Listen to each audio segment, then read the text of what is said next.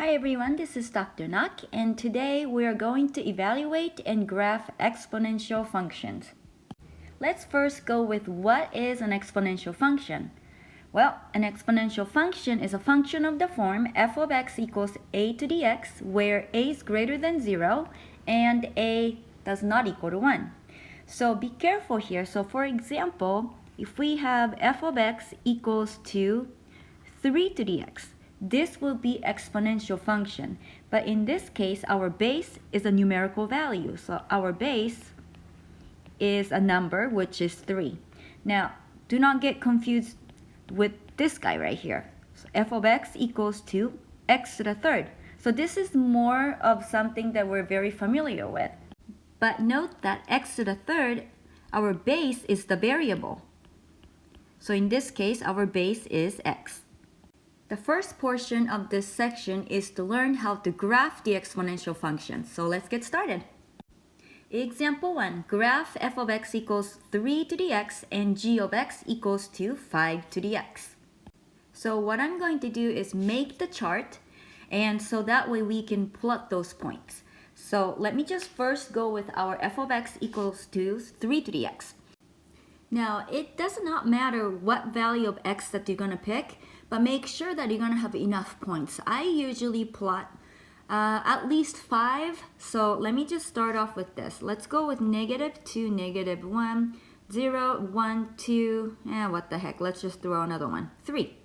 All right, so now what we're going to do is we're going to compute the corresponding y value. So let's first go with when x equals to -2, our f of x is going to become 3 to the -2. Now remember, 3 to the -2 is same thing as 1/3 squared. So this is going to give us 1/9. So since we need to plot these points, let me just extend the chart a little bit. So let's just go with x comma y. So when our x value is -2, corresponding y value is going to be 1/9. Now let's deal with when x equals to -1, then our f of x is going to become 3 to the -1, which is 1/3.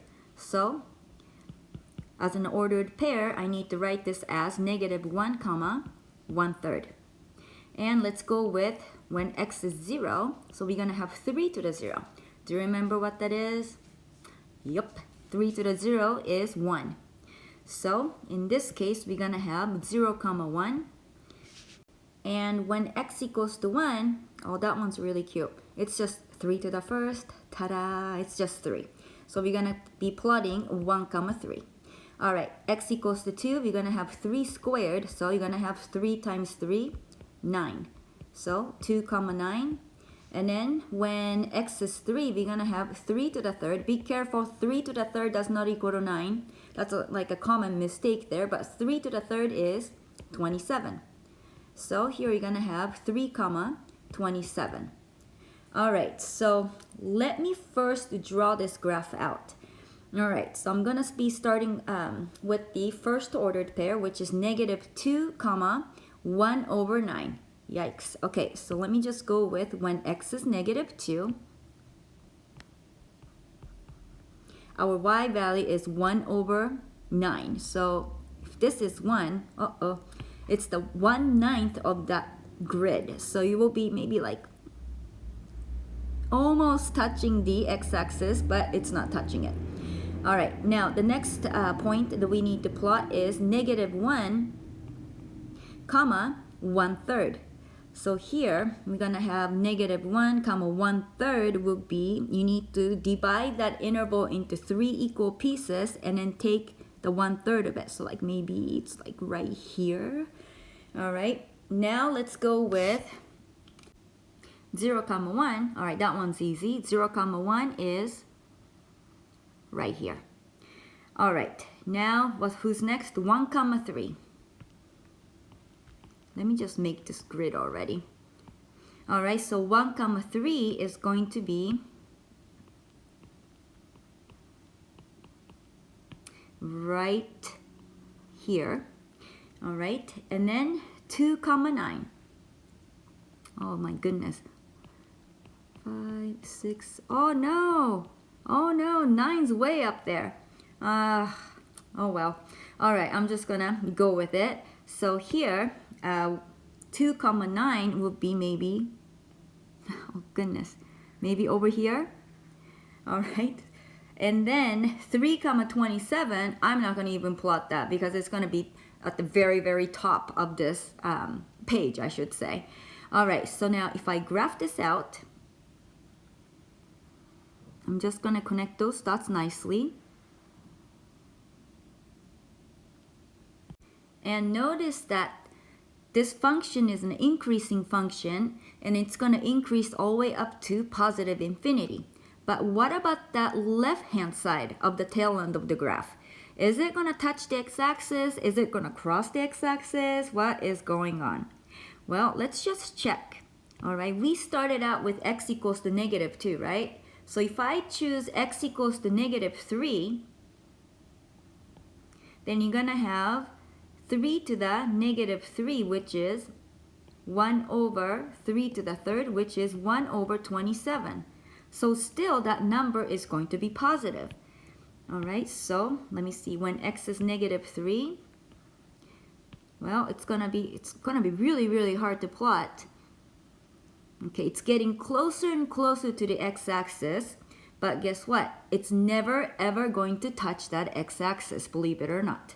So if you want to check it out, you can plug it in when x equals to maybe negative 10.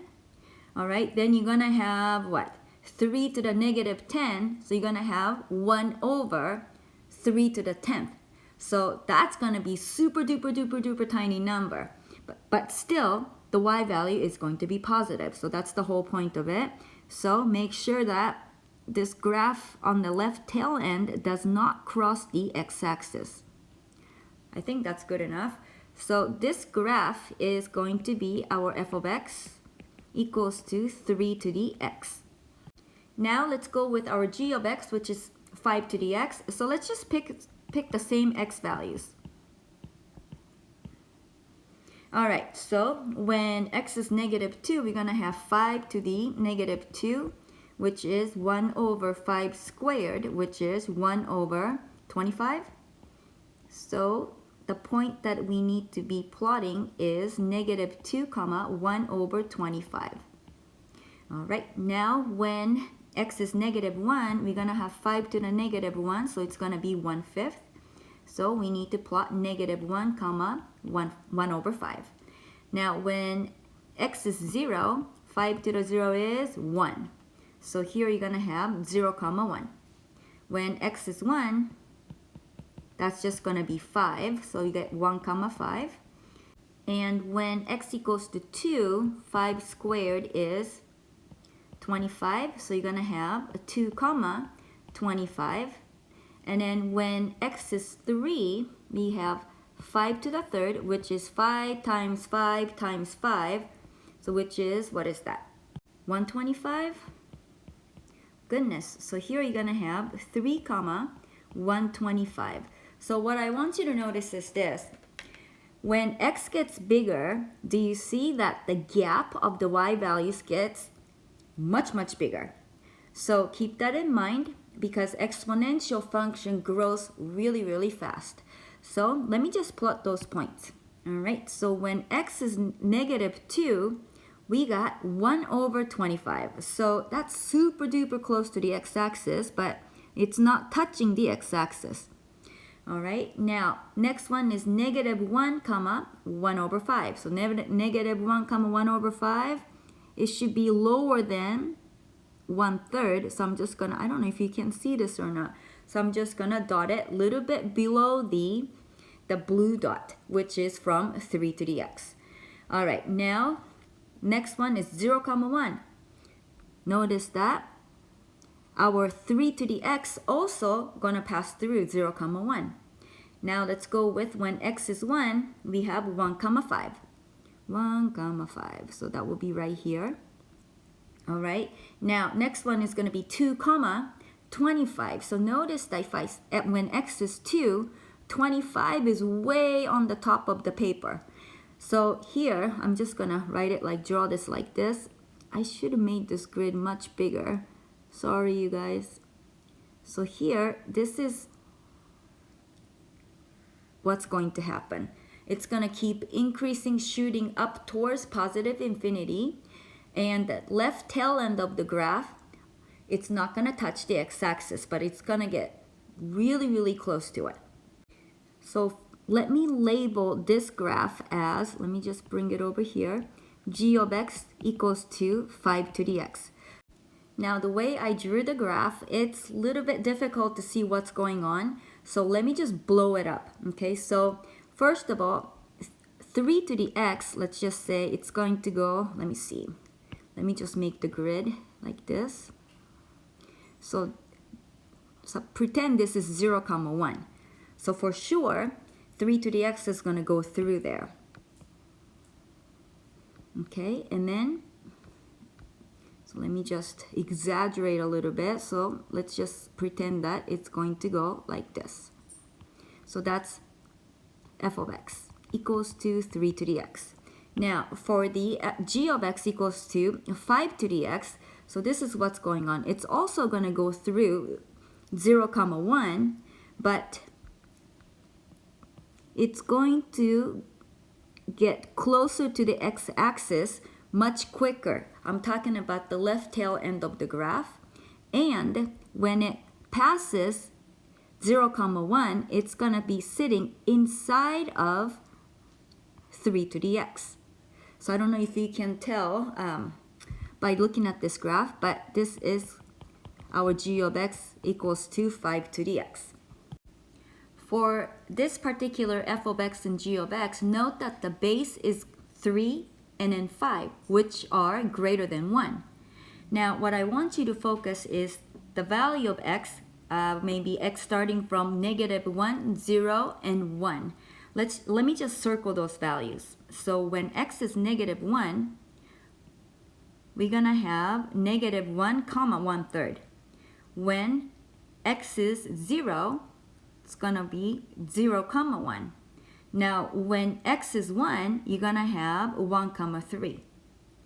All right, now let me do the same thing for 5 to the x. I'm just going to look at the value x equals to -1, 0, 1. So when x is -1, you get -1, 1 over 5. When x is 0, 0, 1. When x is 1, 1, 5. Do you notice some kind of a pattern here? Well, first of all, when x is 0, do you notice that our y value is always going to be 1? Because if we have base 6, 6 to the 0th power is 1. If you have a base 10, 10 to the 0th power is always going to be 1.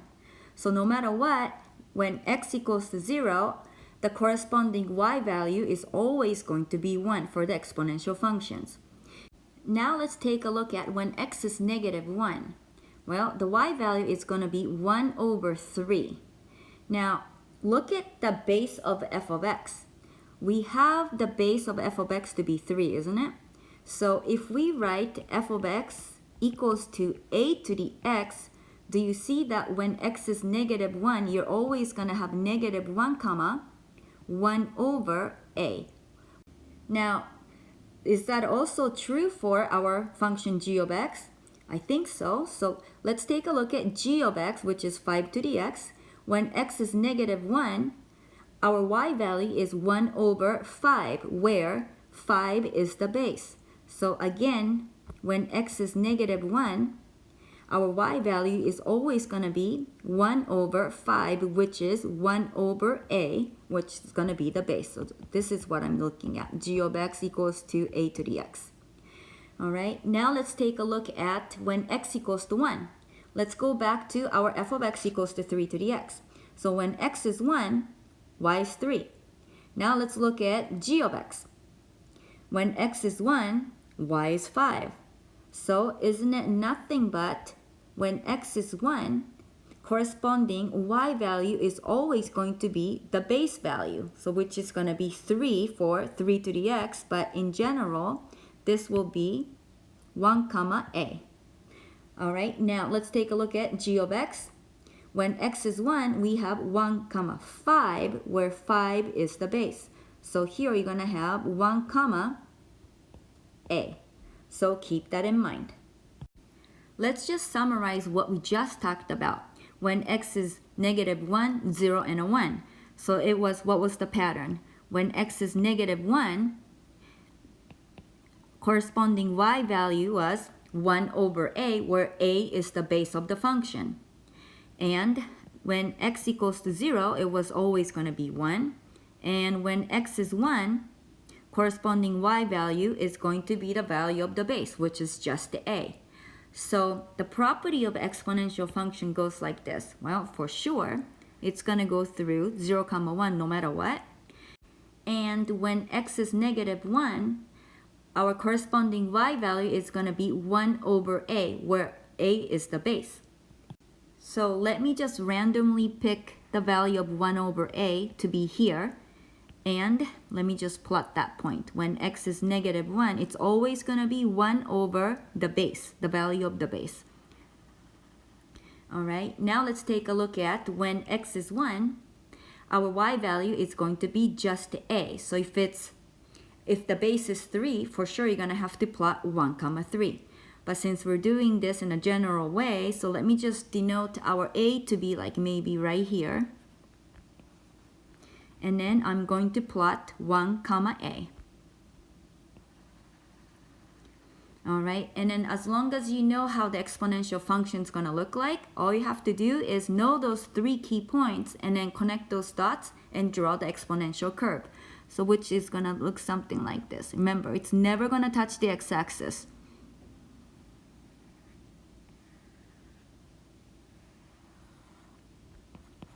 So let's just call this guy f of x equals to a to the x, but the base a is greater than 1.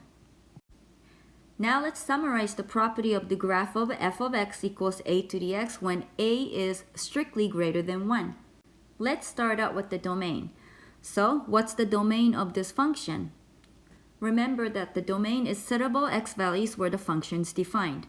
Well, this function is defined from -infinity to infinity, which is same thing as all real numbers. So the domain for the exponential function is going to be -infinity to infinity. Now let's go with the range. Range is settable y values where the function is defined. To find the range given a graph, you need to look at the graph from bottom upward. So you need to determine where does my graph start along the y-axis. So let me see. Remember the left tail end of the graph? It's going to get very, very, very, very close to the x-axis, which means that y is 0. But since the tail end of the graph is never going to touch the x-axis, you're never going to reach the value y equals to 0. So the range is going to be open parentheses 0, which indicates that 0 is not in the range. So, and then where does it go? Well, y value, look at the right tail end of the graph. The y value is going to keep going up and up and up and then towards the positive infinity. So the range is going to be open 0, infinity. Next, let's go with the x-intercept. Now remember, x-intercept is the point where the graph is going to cross or touches the x-axis. But remember that the left tail end of the graph is never going to touch that x-axis. So, do we have any x-intercept? Nope, I don't think so. So, there are no x-intercept for the exponential function. So, I'm just going to write it as none. Next, let's go with the y-intercept. Y-intercept is where the graph is going to cross the y-axis. Well, there's only one point the graph is going to cross the y-axis. That's at 0, 1. So therefore, y-intercept is going to be 0, 1. Now let's go with the additional key points besides 0, 1. As we talked about earlier, no matter what, when x is -1, our y value is going to be 1 over a, where a is the base. Now, another one is when x is 1, we're going to have the corresponding y value to be just a. Next, let's go with the asymptote. Well, asymptote is nothing but our x-axis, isn't it? So, how do you write that as an equation of a line? Y equals to 0. So I'm just going to write it as asymptote is at y equals to 0, which is same thing as the x-axis. So these are the properties of the graph of the exponential function when the base is greater than 1. Now let's talk about what's going to happen if the base is less than 1. As an example 2, let's graph f of x equals 1/3 x, 1/3 to the x, and g of x equals 1/5 to the x. We're going to do the same thing as what we did in example 1. I'm going to pick some random x values, then write down the corresponding y values. But let's just keep it the same as example 1. So the x values that I'm going to pick are -2, -1, 0, 1, 2, and a 3. All right, so let me just get this one over with. -2, -1, 0, 1, 2, and a 3. All right, so let's first go with f of x. So when x is -2, then we're going to have 1/3 to the -2, which is same thing as, well, if you have a negative exponent, you're going to have to flip the base and then attach the positive exponent on that base. So here you're going to have 3 squared, which is going to give us 9. So we need to plot -2, 9. All right, now let's go with when x is -1, we're going to have 1/3 to the -1. So this is going to be just 3 to the first, which is 3. So you got -1, 3. When x is 0, we're going to have 1/3 to the 0. Anything to the 0th power is 1, provided that the base is not equal to 0. So here you're going to have 0, 1 again. Now let's go with when x is 1. Then we're going to have just 1/3. X is 2, we're going to have 1/3 squared, which is 1/3 times the 1/3, so which is 1/9. And when x is 3, then we're going to have 1/3 to the 3rd power, which will give us 1/27. So let me just write in terms of an ordered pair. So you got 1, 1/3, and then 2, 1/9, and then 3, 1/27. Now let's do the same thing with the g of x. G of x is 1/5 to the x power. So here when x is -2, we're going to have 1/5 to the -2. So this is just 5 squared, which is 25. So here you're going to have to plot -2, 25. Now when x is -1, then we're going to have, let me see, 1/5 to the -1, which is just 5 to the first, 5. So here you're going to have -1, 5. All right, now when x is 0, then you're going to have 1/5 to the 0th power, so we're going to have 1. Again, exponential function, notice that it's going to go through 0, 1. And then when x is 1, you're just going to have 1/5. And then when x is 2, you're going to have 1/5 squared, which will be 1/25. So you got, oh, I forgot the 1 here. So we got 1, 1/5. And then we got 2, 1/25. And then when x is 3, goodness, our y value is going to get really, really tiny. You get 1/5 to the 3rd power, which will give us 1/125. So 3, 1/125. Now let's graph these two functions. So I'm going to start off with our f of x. So let me plot -2, 9. Oh no, it's out of the grid. So I'm just going to put like maybe up here. All right, and then -1, 3. -1, 3, that I can plot on this graphing paper. And then 0, 1. And then 1, 1/3. So when x is 1, our y value is going to be 1/3. So maybe over here. And then 2, 1/9. So when x is 2, our y value is going to get closer and closer to the x-axis now. So 1/9, maybe like here. And then when x is 3, it's gonna get even smaller, which means that this tail end of the graph is gonna go towards the y equals to 0, which is the x-axis. All right, so it looks like our graph is going to look something like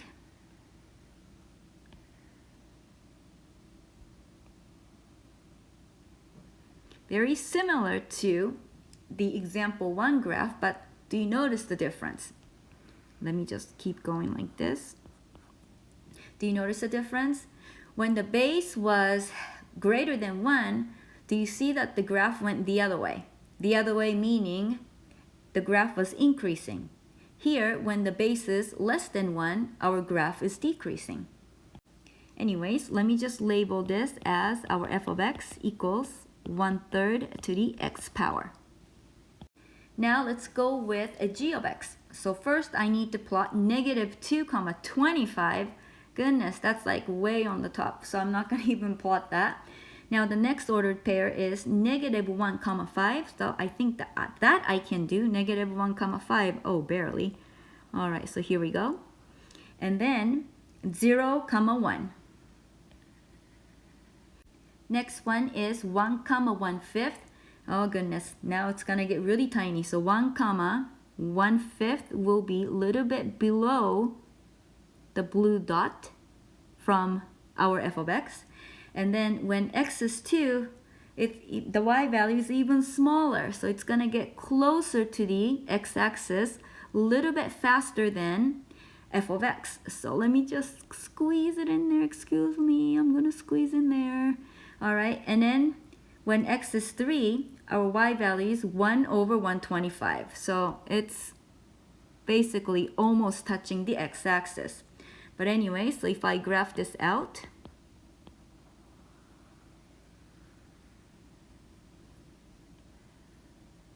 again, it's really hard to draw this on this tablet that I'm using. So please pretend that the tail end of the graph is never going to touch that x-axis. So the one that we just drew the graph of is our g of x equals 1/5 to the x power. Now notice that our g of x decreases a little bit quicker than our f of x when base is less than 1. Anyways, let's do the same thing as what we did earlier in example 1. Let's get the key points. So the key points were when x equals to -1, 0, and a 1. So I'm going to circle that.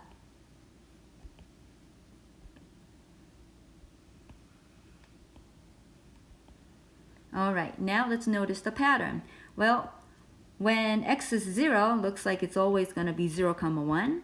All right, now when x is -1, you're going to have -1, 3. But 3 is the reciprocal of our base, isn't it?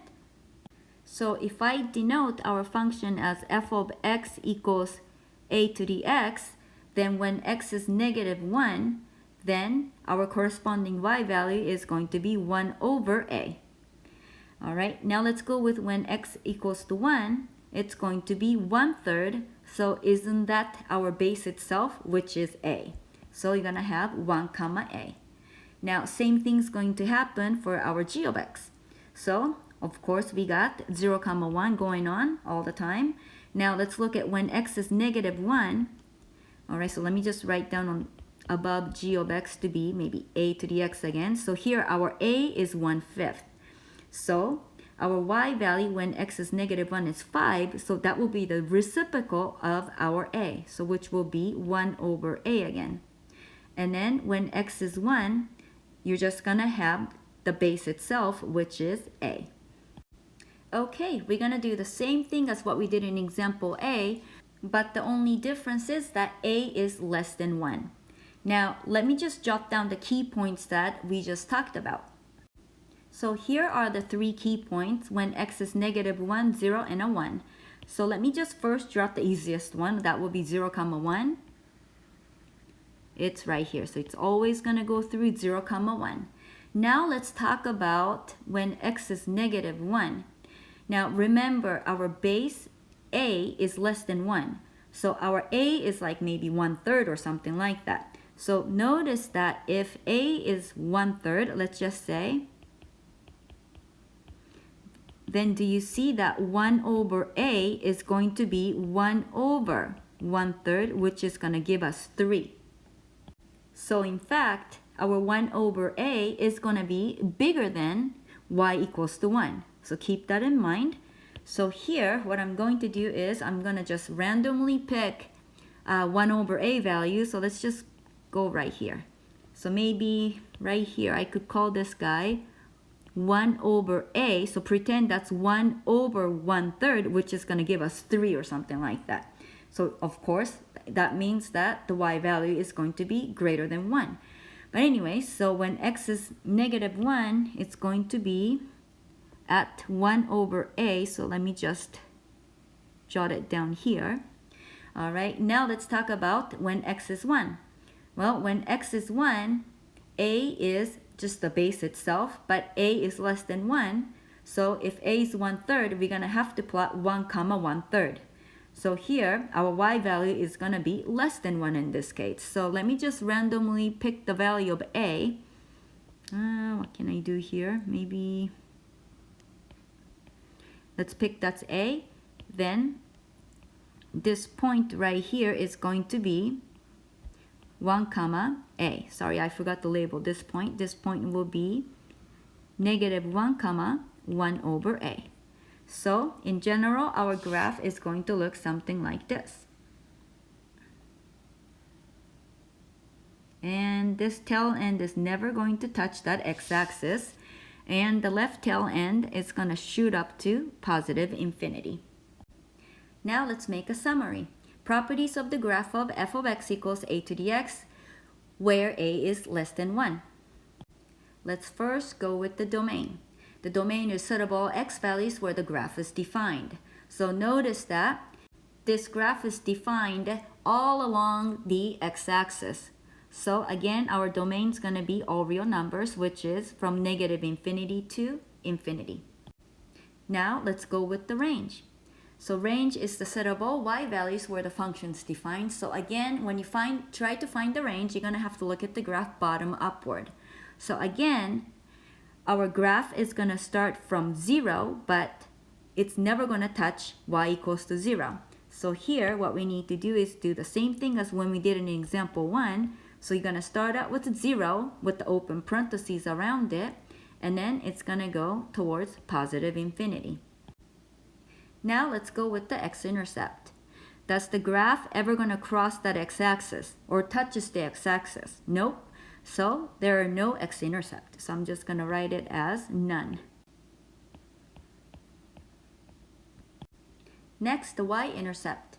Where does the graph touches or crosses that y-axis? Well, again, at when y equals to 1. So our y-intercept is 0, 1. Now the key points are listed right above when x is -1, 0, and 1. So besides 0, 1, our key points are -1, 1 over a, and then 1, a. But please note that our a is less than 1, so this value right here is going to be bigger than 1. All right, and then this a is going to be less than 1.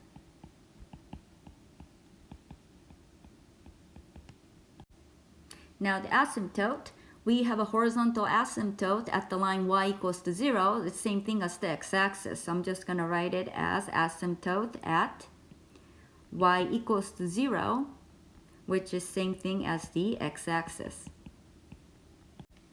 And the basic shape of this graph, do you see that it's decreasing?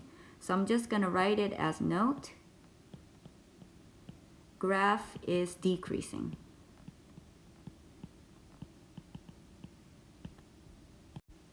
Now let's try something like this. Graph f of x equals to 3 to the x and g of x equals 3 to the x minus 2. Alright, so I believe that we did graph 3 to the x earlier, but why in the heck not? Let's try it again. Let's make some charts here. So I chose from negative 2 to 2. I want to make sure that I'm going to include the key points, which are x equals negative 1, 0, and a 1. All right, let's do this. So when x is negative 2, we're going to have 3 to the negative 2, which is 1 over 3 to the second power, which is going to give us 1 over 9. So here we need to plot negative 2 comma 1 over 9. When x is negative 1, we're going to have 3 to the negative 1, which is 1/3. So you got negative 1 comma 1/3. When x is 0, you're going to have 3 to the 0. So again, we're going to have 1, 0 comma 1. And when x is 1, we're going to have just 3 to the first. So here we're going to have 1 comma 3.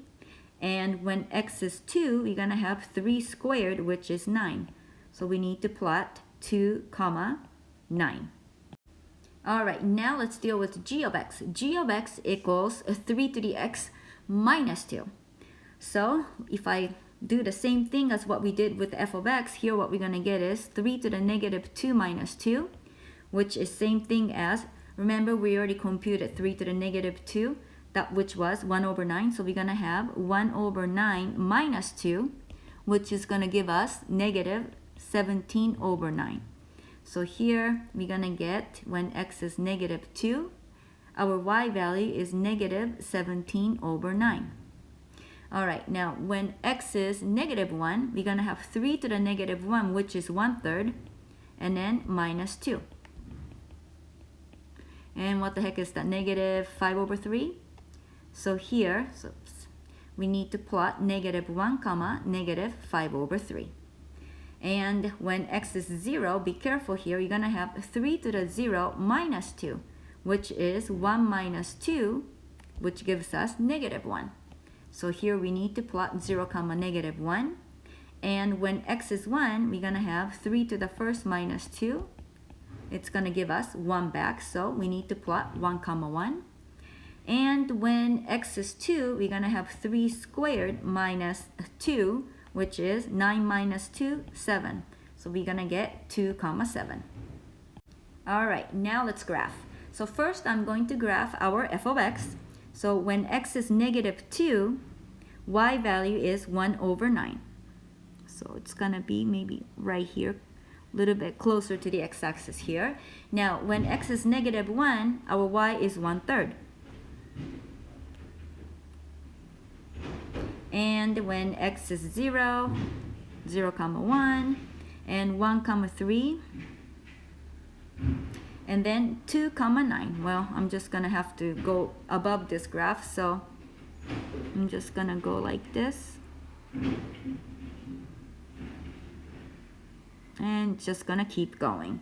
So this is the graph of f of x equals to 3 to the x. Now let's compare that with our g of x.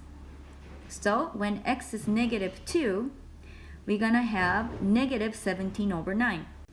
Which is approximately, what is that? Negative 1.9, very close to negative 2. So let me just jot down, here's negative 1, negative 2. All right, so it looks like I'm gonna have to plot maybe right here. All right, now let's go with when x is negative 1, our y value is negative 5/3. That's same thing as negative 1.7 approximately. So when x is negative 1, our y value is negative 1.7. Negative 1.7 would be maybe over here. And when x is 0, y is negative 1. That one was easy. And next one is 1 comma 1. And then 2 comma 7. So 7 is going to be outside of this grid. So I'm just going to connect what we have here.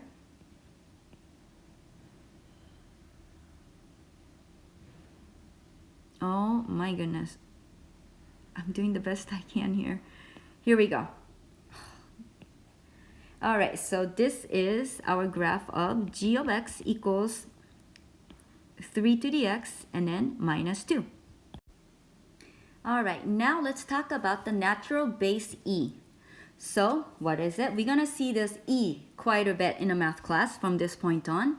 So the natural base e is defined as the value of quantity 1 plus 1 over n, whole thing raised to the nth power as n increases without bound, which means that our e, it's going to equal to 1 plus 1 over n to the n as n goes to infinity.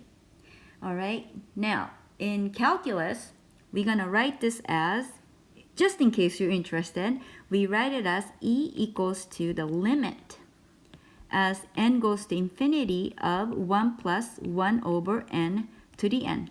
And then this is the formal definition for e. Also, our e to the first, which is just e, is actually a numerical value. E is approximately equal to 2.718281. I think next one is 827 if I memorized it correctly. But anyways, so basically E is a number. E is going to be a decimal value, and that decimal never repeats and it never ends. Our next definition, which is the natural exponential function, involves E now. The definition of the natural exponential function is an exponential function whose base is e, which is denoted by f of x equals e to the x. The domain is all real numbers, and then range is 0 to infinity. Now, again, notice that e is approximately 2.7, correct? So, the value of e is greater than 1. So when you graph e to the x, it should have the same behavior as the exponential function whose base is greater than 1. Now recall those key points when the base is greater than 1. Those key points were when x is negative 1, y is 1 over a, and then 0, 1, and then 1, a, if a is greater than 1. So in this case, our a is e. So if I want to graph this out, at x equals to negative 1, I need to plug it in 1 over e for the corresponding y value. Now, if you punch this in the calculator, you're going to have to type it as 1 divided by e to the first power. And if you hit enter, that should give you the decimal value of 0.36787 and so forth. So this is approximately 0.4. So let me see. 0.4 might be right here. So this is the point, negative 1, 1 over e. And then when x is 0, y is 1. Now, when x is 1, it's going to be e to the first, which is approximately 2.7. So 2.7 should be maybe right here. So again, we should expect that the graph is going to be an increasing graph. So this will be the graph of y equals e to the x. So let me just write this key point. So this is 1, e, which is approximately 1, 2.7. Okay, we're done with graphing for now. Now our next topic is solving exponential equations. To solve the exponential equations, we're going to have to know this property. So it says that for a greater than 0 and a does not equal to 1, if a to the x equals to a to the y, then x must equal to y.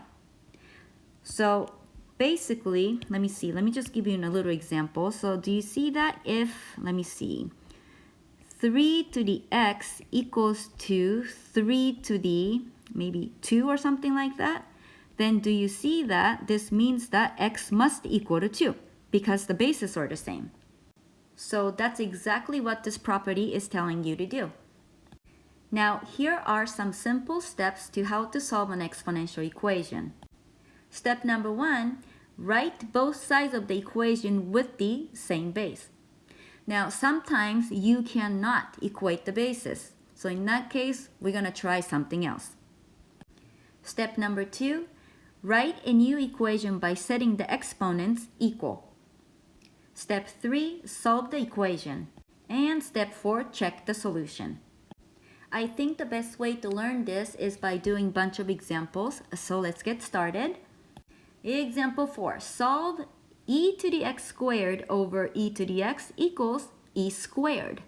Alright, do not panic. I know that you have so many e's flying around, but treat e as a number. Pretend e is a numerical value.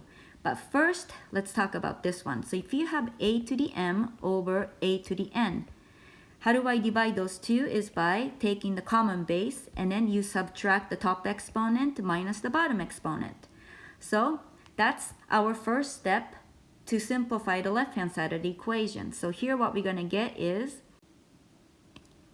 e to the x squared minus x equals e squared. All right. Now, do we have the same base? Yes, I think so.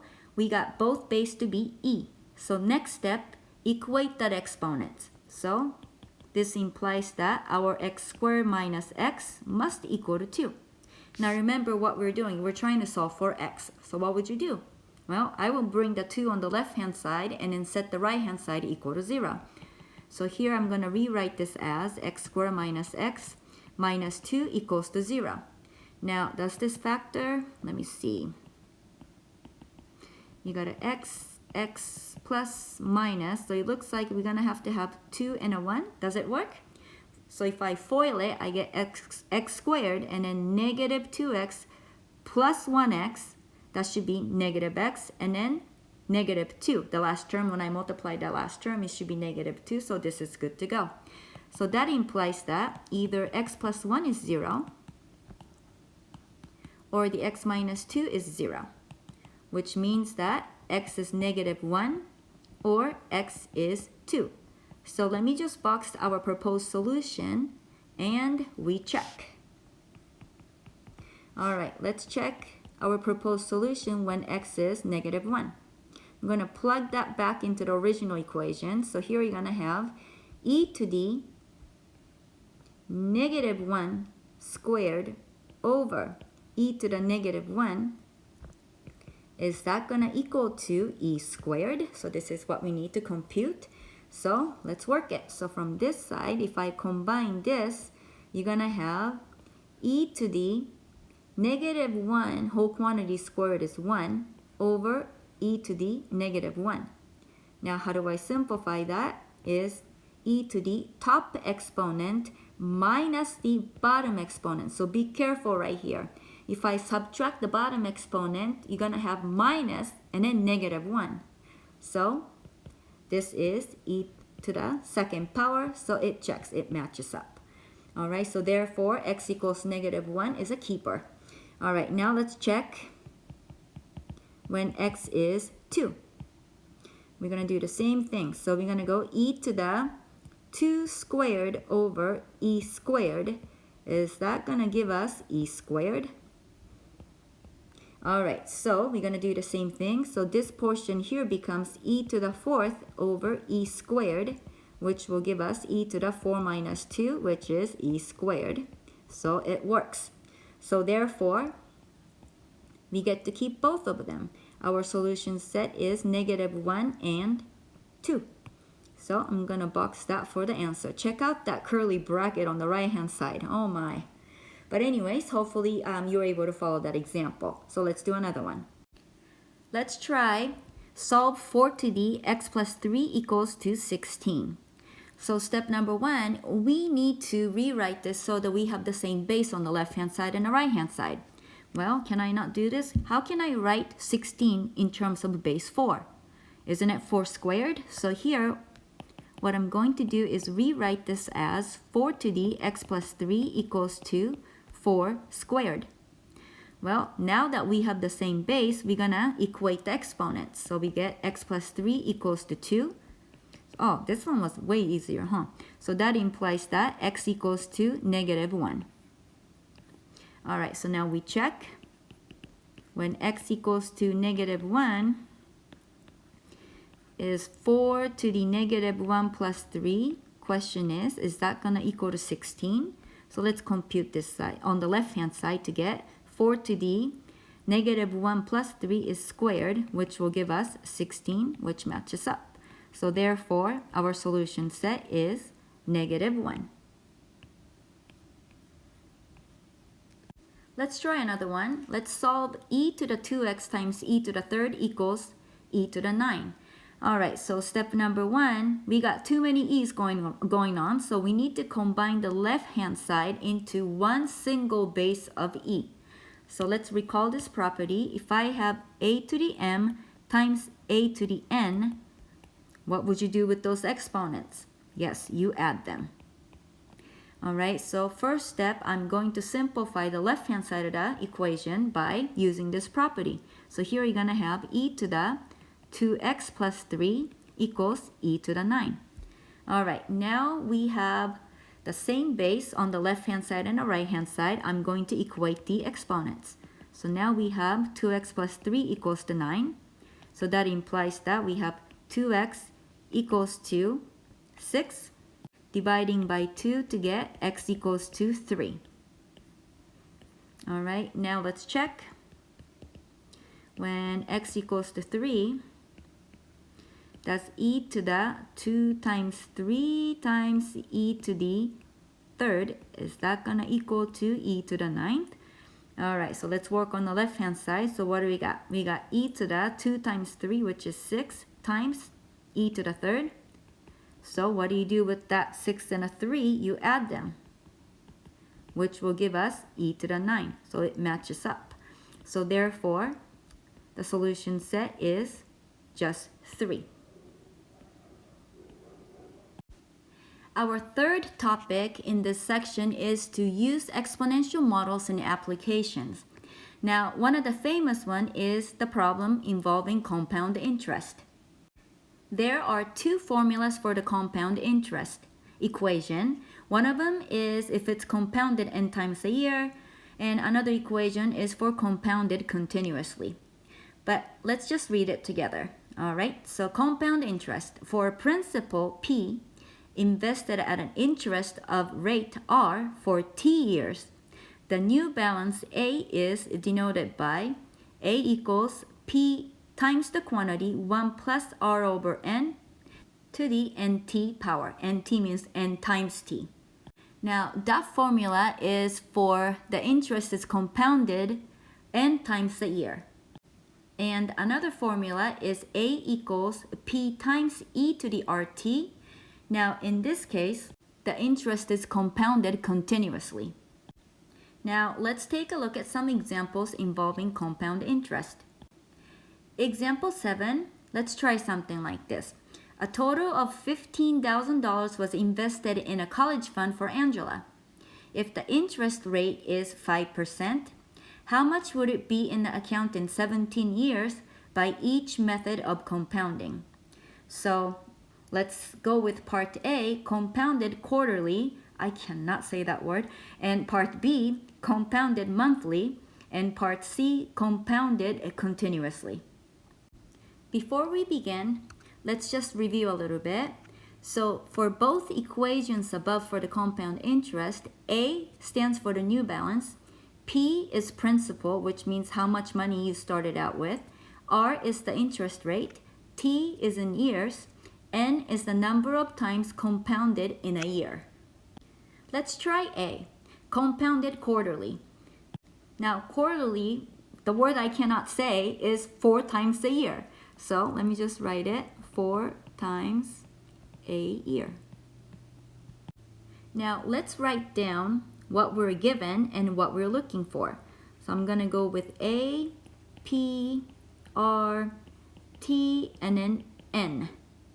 Alright, so let's go with what we know so far. The principal, are we given the principal starting amount? Yes, that is $15,000.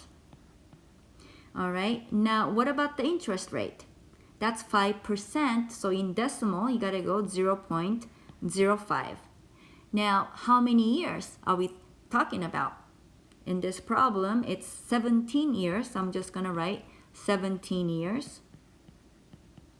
And N is the number of times compounded in a year, so in this case, it's 4. So the question is, what is going to be our new balance? So we're trying to find the value of A. Since we're compounding 4 times a year, we're gonna have to use the top equation for the compound interest, which is we need to use A equals to P times 1 plus R over N to the NT power. All right, so now let's plug in all the values that we got. So what we want is A.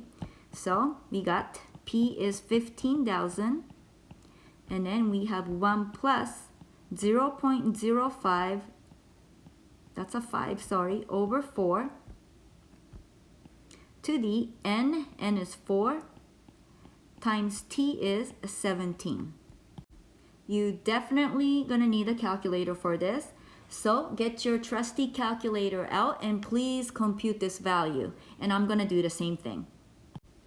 All right, so what I got was the new balance to be $34,910 and approximately 29 cents.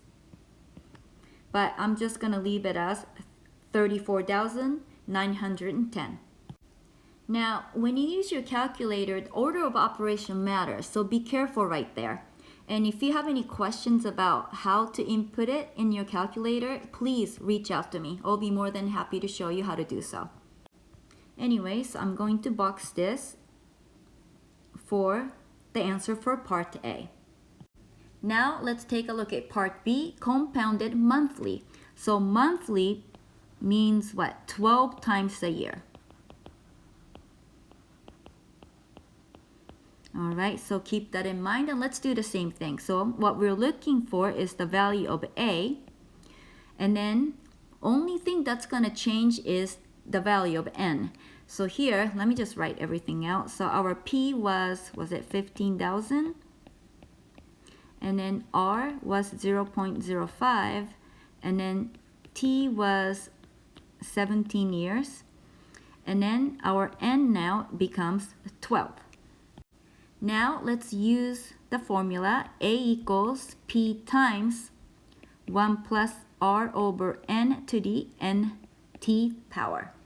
Okay, so we got A equals 15,000 times 1 plus 0.05 over 12 in this case to the 12 times 17. All right, calculator time. So I'm gonna pause the video and try to calculate this on my trusty calculator. Please do the same. Okay, so I got the new balance A to be 35,032 and 78. All right, so that's what I got. Hopefully you got the same answer.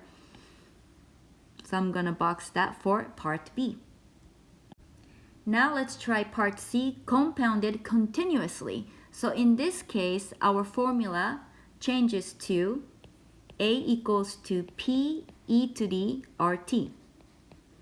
All right, so let's do it. So our A is what we're looking for. So A equals principal is 15,000, and then e to the R, which is 0.05, times T is just 17. All right, so please pause the video again and use your trusty calculator to compute this value. Okay, what did you guys get? I got A equals to, the new balance is going to be 35,094 and 70. Yes, so I think this is correct, so I'm gonna box that for the answer. So if someone is going to invest in a college fund for Angela, and if he or she compounds continuously, then Angela will get the most money. Regardless, I think she's a very lucky girl. But anyways, I'm going to stop here. So if you have any questions at all, please let me know. And great job, everyone, and I'll be talking to you soon.